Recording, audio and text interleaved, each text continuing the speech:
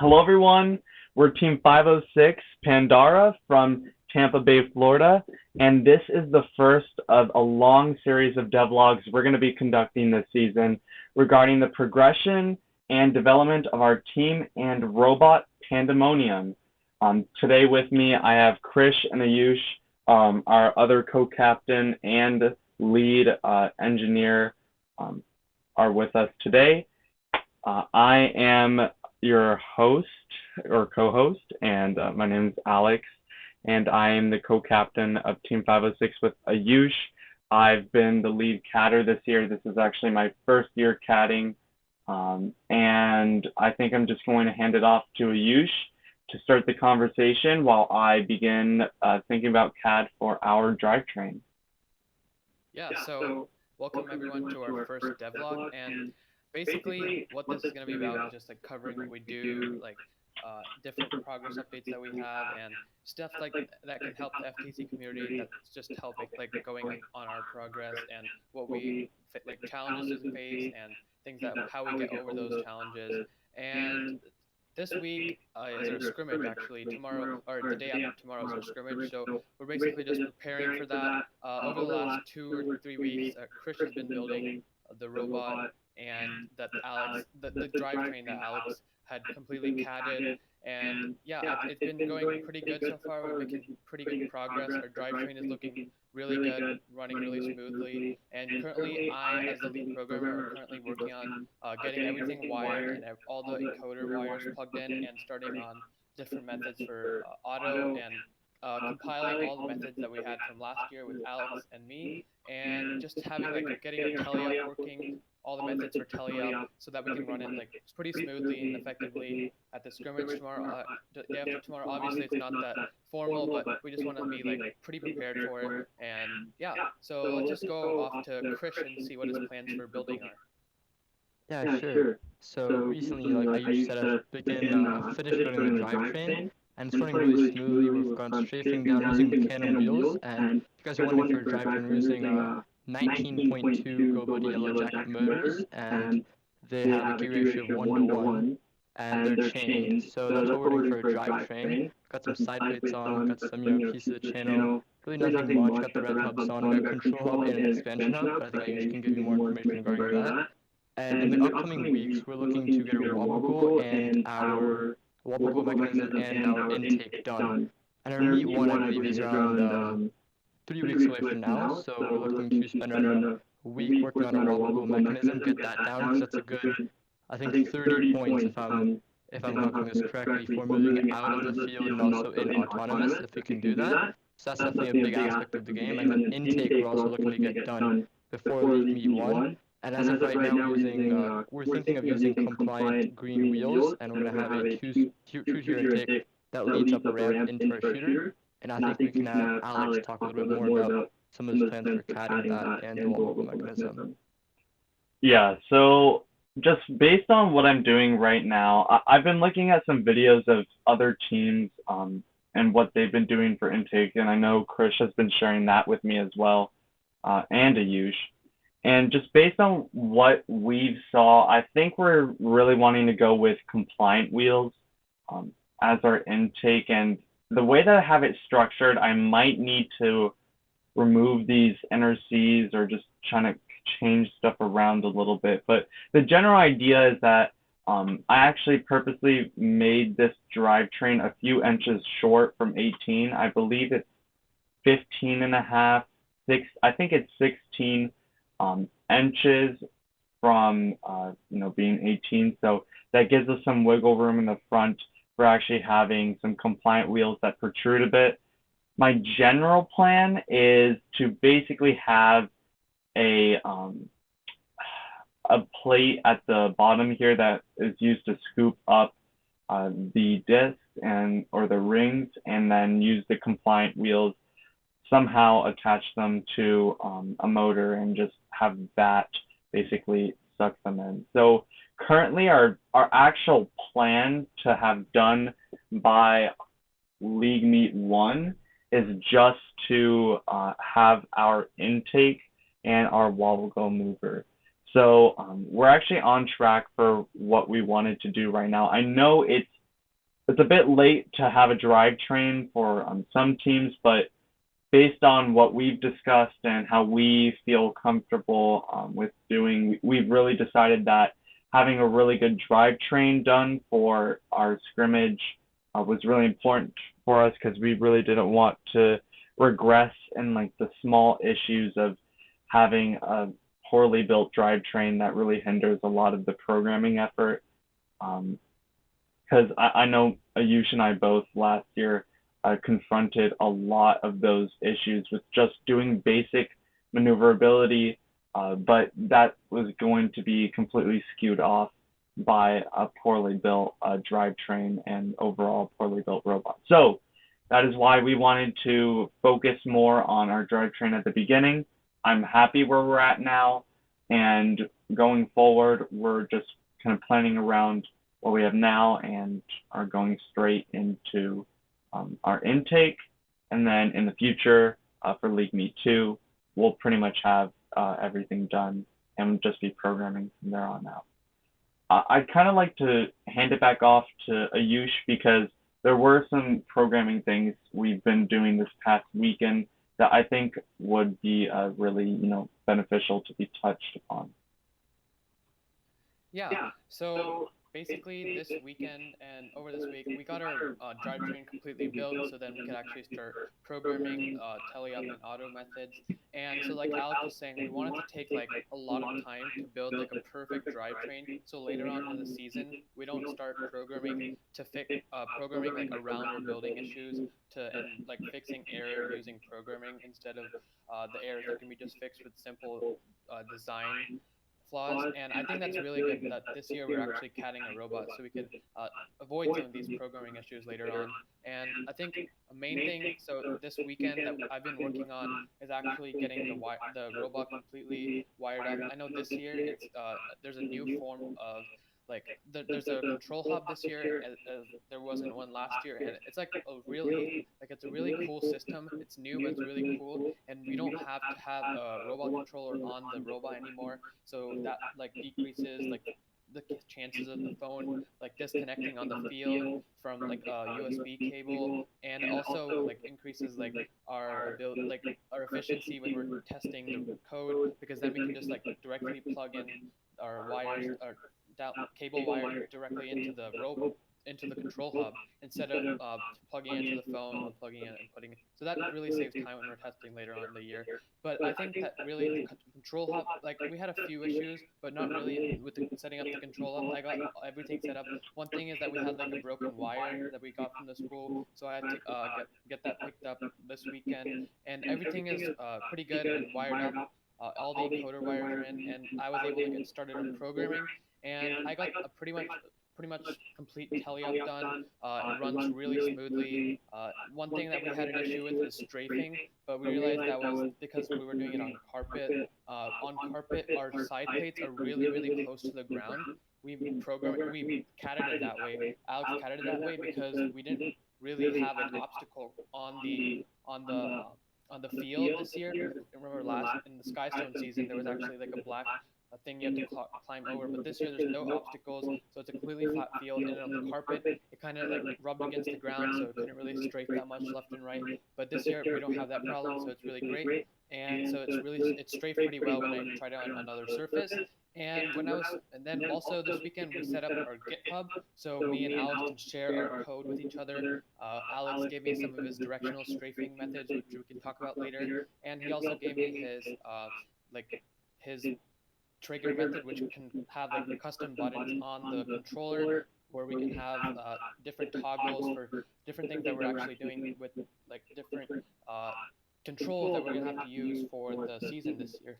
And I really think that programming is going to be really good this year because me and Alex can share code instantaneously using GitHub, actually like pulling and pushing methods directly onto there and getting live updates whenever we want to actually get code from each other, and any code that he has that he wants to change and make it more efficient this year. So I think that we've really set up ourselves pretty well with programming for the future. And yeah, let's talk to Krish now about his plans in more depth for building and what he's going to accomplish this week and the next 2 weeks. Yeah, sure. Before we start that off, I'd really like to emphasize what Alex and Ayush have already mentioned. For any new voters out there, two key pieces of advice.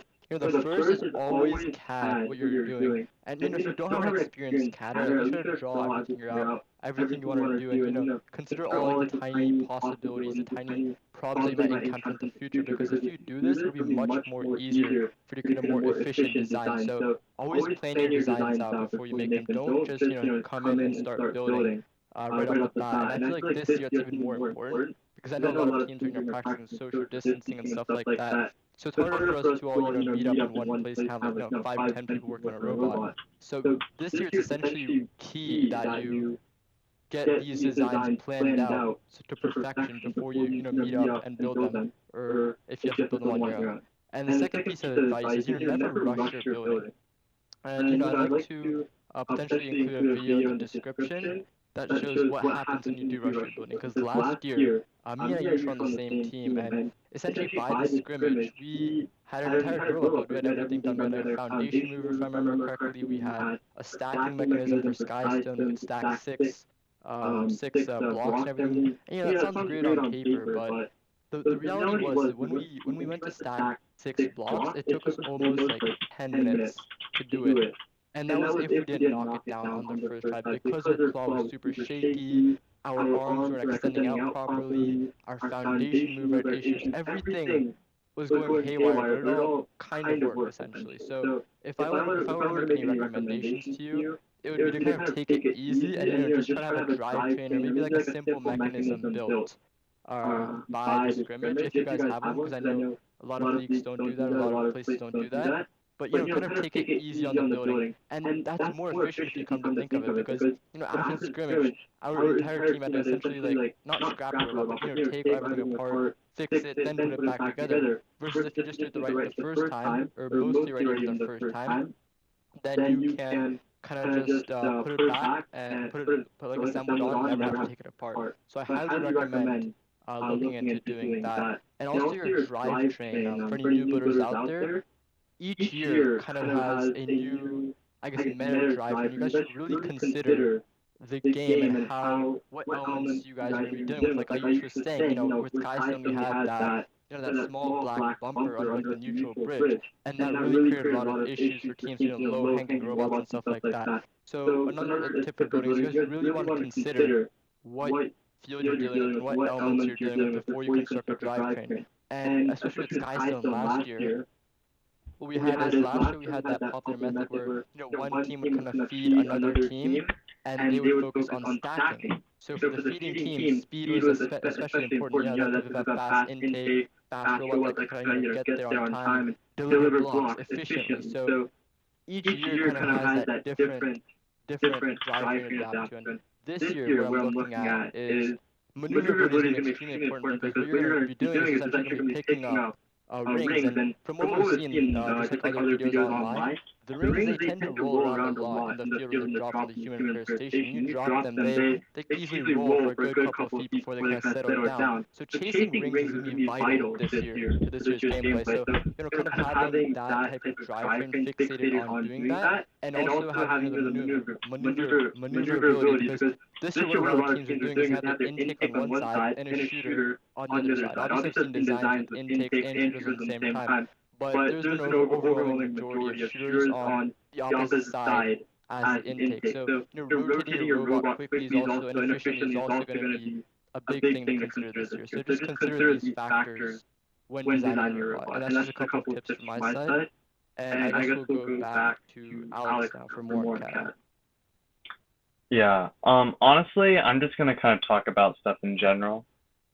But I think that for the most part, like this season's definitely difficult in the sense that, like, for example, at our club, we only have, or at least for the last month-ish, we've only had an hour and a half a week with access to tools to build our robot. And so at the beginning of the year, I just knew that, like, there was no way that we were going to be able to build a good robot with only an hour and a half, like, access to the shop a week without using CAD, just because like there's no way that you can actually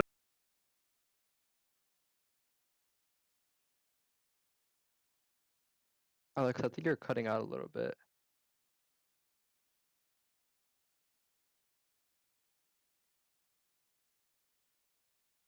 now. I think I fixed it. Yeah, go ahead. Yeah. Go ahead. Yeah, go ahead. Sorry about that. I just want to say that. So I obviously, like, before this past year, I wasn't necessarily a good designer. I can't really draft very well.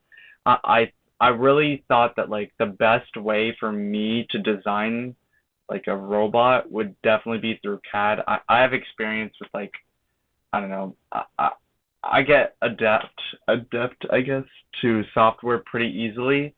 And so I pretty much spent the beginning of, I don't know, the first 2 weeks that we kind of assembled as a team learning CAD. I honestly learned like CAD pretty much in like 2 nights. Like this whole drivetrain, pretty much like the majority of it was done within like 20 hours of me starting assembly. Like I had done some sketching beforehand, but luckily I had someone on our in our club that kind of showed me the basics of assembly, and I just spent like 13 hours straight from like 5 p.m. to 5 a.m. Working on the drivetrain, and I got most of it done, and that's pretty much how we started building our drivetrain. To be honest, I'm kind of just learning as I go. That's pretty much how I take most of this stuff, and it's really just trial and error. And especially in this learning phase, all I've learned is that it takes time. Like learning takes time, and that's exactly what's happening with this drivetrain and this robot. And to be honest, like I don't know, do we have time? I don't know, we have 3 weeks till our first league meet, and we need to get this intake done and our wobble mover. So it's exciting. It's nerve-wracking. It's nice to be able to learn something new, but of course, you know, there's that kind of anxiety that is compounded with that. So, you know, on that note, I'll kind of talk more on what Ayush was mentioning earlier about some of the methods that we're using this year, because last year I was a programmer along with Ayush. Basically, like the strafe direction methods he had mentioned earlier, allows the robot to it'll maintain its orientation, but it will strafe at any angle you tell it to, based on this math that you can derive using just like basic vector algebra, not like linear algebra or anything. It's just basic vector addition and stuff like that. And you basically can figure out like the angle that you have to input in order to get some ratio between the powers that like represent the magnitudes of the vectors, and it essentially allows the robot to strafe at any specific angle you tell it to. So now it's not just like, oh, I want to strafe directly right, or I want to strafe directly left. It's like, okay, I want to strafe off into like this direction, or a very like specific direction that, you know, you necessarily wouldn't be able to do otherwise. And then with that, I actually put together a field-centric driving method that we haven't tested out yet, I don't think, right, Ayush? No, we haven't tested that. Yeah, and then in addition to that, one concern Ayush and I had this weekend was that our IMUs might be skewed based on the orientation of the control hubs. And also note that I do understand that both of these are control hubs, I just catted them that way because the dimensions are basically the same, and I'm not planning on catting cables. But yeah, so we need to see if the IMUs are going to get kind of messed up because of this weird orientation. In real life, they're not perfectly straight. I believe they're like slightly tilted inward or outward or Outward. yeah. And so for that reason, we don't really know if the IMU is going to be the same. We do know that another team in our school has purchased an external gyro before, so we're kind of considering that and doing research into that if necessary, but we preferably wouldn't want to do that. Unless we have anything else to add, like, do you guys feel like there's anything else we should cover or update based on kind of what we're doing right now? I think, yeah, nothing much really to add, but I think one thing that we like really wanted to emphasize this year, like I think Alex and Chris were already mentioning, was like our ability to like, since the COVID-19 pandemic, it's really difficult to actually meet each other, and so we're actually like we really wanted to CAD the robot. That was the first thing. But to program it, like with GitHub, I would actually like really recommend if you have multiple programmers to set up like a shared GitHub where you can upload code, like any change that you make that you can push it to the repository on GitHub, and then someone else can pull it on their own device. And basically you can program virtually. And if you make one change from your house, like someone else can run the robot on their house, so you don't really have to meet up. But yeah, on that note, I really don't have anything else to add. Krish? Not much for me either. I think that wraps up our first devlog for 506 Pandara. So heading out. I'd So like have to any questions? I'd like to conclude. And I didn't realize that Ayush was going to say this, but if any of you have any questions about programming or CAD or anything, just leave us a comment on the video, or I'm sure we'll leave some sort of contact information down below if you're really interested. Yeah. Thank you. Thank you. Thank you.